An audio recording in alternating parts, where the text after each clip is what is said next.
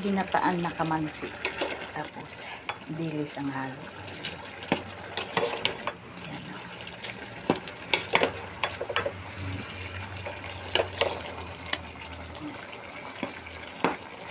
Bata pa siya na kamansi, hindi siya matigas, hindi buwang. Yan, binigay yan ni Sister Lalin sa akin, dalawa. Kaya niluto ko na agad, ginataan ko para may ulam. Ginataan na kamansi. Masarap siya, oh.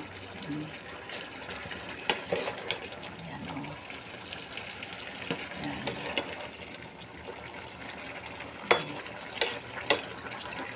Gata siya, gata.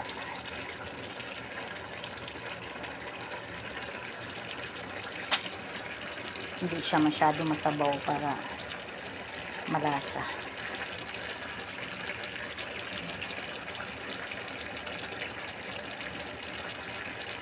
Pure lang siya kamansi. Ganyan lang siya. Ito na ang aking kamansi.